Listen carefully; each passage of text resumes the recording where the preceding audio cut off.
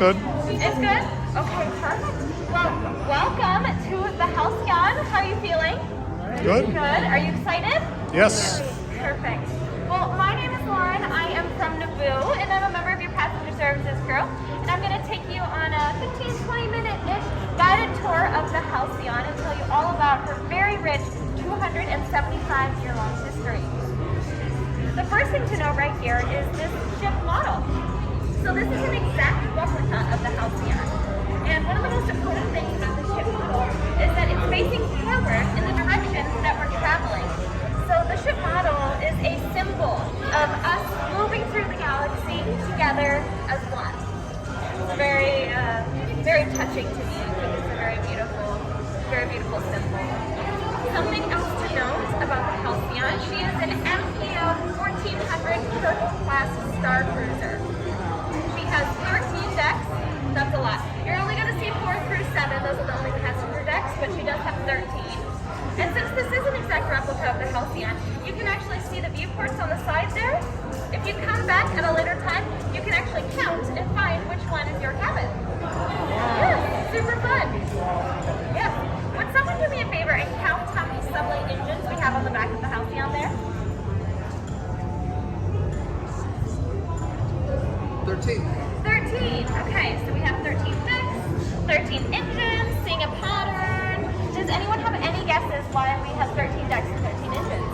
That was the builder's favorite number. It was his favorite number. How did you know that already? I read the description. Amazing! Nicely done. That's great. Yeah, so it was our founder's favorite number. But something crazy happened when he built the Halcyon with 13 Sublight engines. He discovered the Drabor configuration, which is what he has on all 5 of his starcruisers in this fleet, including the Halcyon, which is one of them. And it gives us one of the smoothest jumps to hyperspace that had ever been seen in the galaxy. You will not feel it at all. It is insane. The technology is glorious. So it was 13, and it was kind of a happy technological accident that he discovered the Drabor configuration while building the Halcyon with 13 engines. So a little bit more about Shug, our founder. He was born on Corellia, but grew up on Chandrila. His mother was a welder, so she worked in the shipyards. And she really instilled in him the belief that a ship is only as strong as its bonds. And Shug grew up with that understanding and that belief. Now, as his mother aged, she did encounter some health problems, and he started having to charter her to and from her work in the shipyards. And he discovered that was kind of a profitable endeavor, and he started chartering some other people to and from the shipyards as well, and he soon built the Chandrila Charter Company. Yes. So his mother did eventually pass away, but the Chandrila Charter Company taught him the significance of the journey over the destination. And he started dreaming about this world-class fleet of starcruisers that could take people all around the galaxy in the most luxurious way possible. He dreamt of the Halcyon, and he was able to bring that to reality. And it eventually, the Chandrila Charter Company eventually became known as the Chandrila Star Line, what we have today. Yes, I know, right? Big thanks to Shug. Yeah, wonderful. So now we are going to head over this way to our next place of note. You watch your step.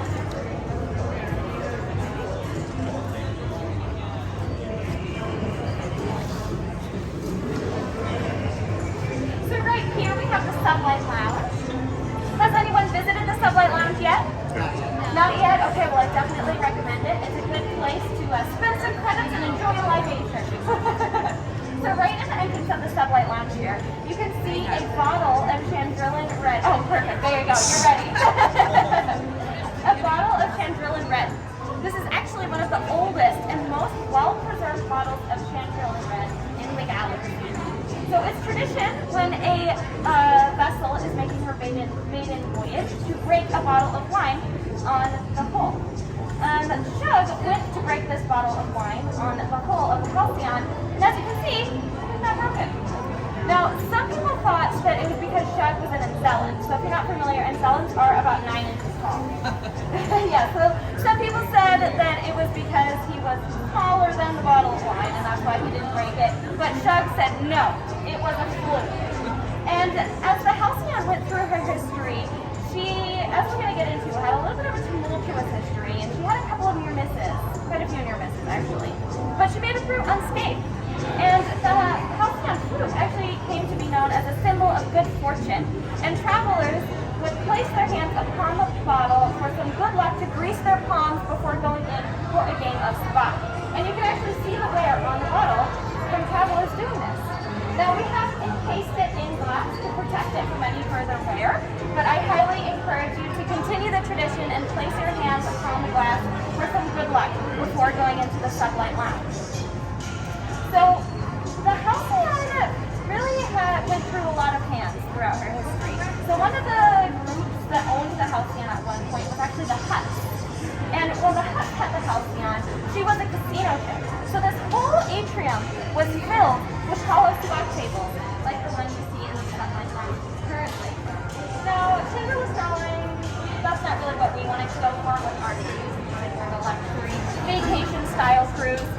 So we did away with all that. But we did keep one of the tables and moved it into the Sublight Lounge. It's a fun activity. And also, it's really important to us to keep note of all of our history since it is so rich and so amazing. So that hollow select table is actually over 100 years old. Yeah, very cool. Something else that happens in the Sublight Lounge is the Cantina Chronicles tomorrow in the afternoon. It's a very fun event where you can learn about our libations that we serve in the Sublight Lounge and all of the history and stories behind them. It is a limited activity because we want it to be a nice and small group of passengers. So if you're interested in signing up after the completion of this tour, just head to the passenger services desk right over there to sign up. Okay, so we're going to head this way. And as we do, I invite you to take a peek at our gorgeous floor. But it didn't always used to be this gorgeous. So when the Hutts, you can come too. When the Hutts owns the ship, the floor was not built for the acidity of them. And it actually totally destroyed the floors. So we had to redo the floors. And they are now made out of crushed gemstones from the core world and inlaid with bronze from Chandrila. All of the metallic elements that you see around the ship are made of bronze from Chandrila. And don't worry, they are now Hutt friendly, so we'll no longer have that issue. Some design things to notice in the atrium. On each side right here, we have hollow projectors. You might notice that these do not look like the hollow projectors that you're used to, as they are encased by glass. Since the Halcyon is so old and has so much history, we decided that it was really important to us to retain a little bit of that original design that she sailed with 275 years ago. So that's why we left the hollow projectors with that a little bit of outdated technology in that design there. Something else to note is the crimson fabric on our cushions here. That actually used to be all over the ceiling. Obviously, it is now exposed. You can see the jurisdictional heads. So another group that owns the Halcyon is actually the Galactic Empire. The Galactic Empire used the Halcyon as an officer's retreat. But they didn't want it to feel too luxurious, they didn't want it to be too comfy. They wanted it to feel a little bit more like the inside of a Star Destroyer. So they pulled off that fabric to make it feel a little bit more like what the officers were used to. And we didn't want to put it back up because we wanted to recognize that time in our history. So we added this fabric to the cushions as a nod to that, both the time of our history of the Galactic Empire and the Halcyon's original design. Also take note of this beautiful chandelier that we see at top here. And this massive, amazing map of the galaxy right on that gateway there. So that is called the Unified Galaxy. And the Unified Galaxy was actually a gift to us by an emissary of the New Republic after the fall of the Galactic Empire. She came aboard the Halcyon on a mission to unify the galaxy after all the turmoil of the fall of the Galactic Empire. And the Halcyon crew served her so well that she was extremely thankful and she decided to gift us this gorgeous piece of artwork. And you actually probably know her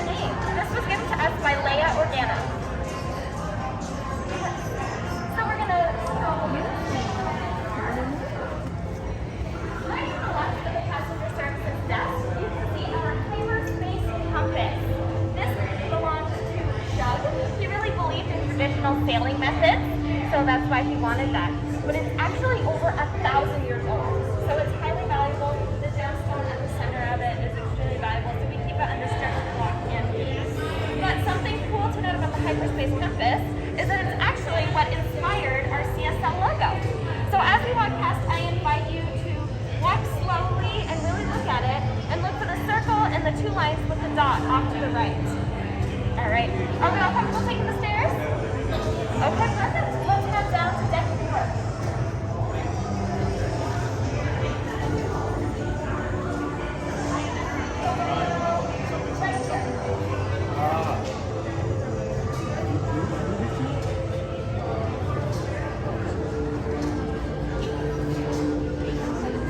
So we are currently on deck 6 of the Halcyon, moving down to deck 5. We have cabins on deck 4, 5, and 7. Only decks 4 through 7 are for passengers. The remaining 13 are crew decks only. I also invite you to explore one of our ship consoles whenever you get an opportunity. It's a really good place to explore a map of the ship, to see the itinerary of all the ship-wide events, and also to see where you do and don't have access to. Something we're passing here on the right is a very small door. And if you don't read Arabic, that's okay. I'll tell you what it says. It says Shug Rabor.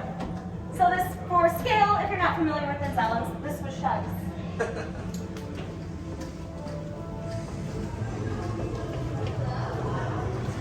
So we are now on deck 4 of the Halcyon. There's a lot of good stuff to explore down here.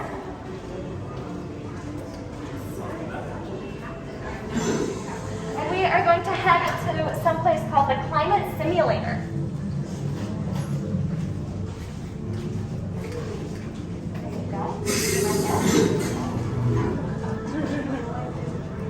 Good journey, Pastor. Good journey.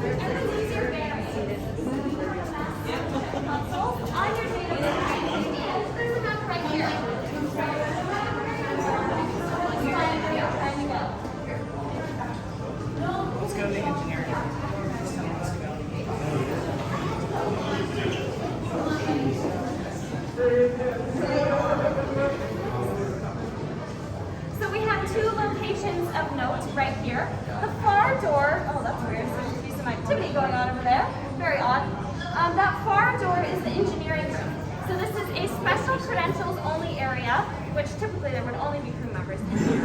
I don't know why. They're all I don't know why you would. You would hear our chief engineer, Wozak, who is in Upnot, talking to the crew in there. And the engineering room is where we work to help keep the ship running efficiently. Another special credentials only area, right here is the second floor, is the brig. So the brig was installed by a hut during the casino era of the Halcyon before credits. And then it was the Galactic Empire that decided to use the space as an actual brig. Obviously we don't use it nowadays anyway, but we just keep it as a nod to our history because we're all about retaining that history here. Yeah, you don't have any need to mess around with that. Another special credentials only area.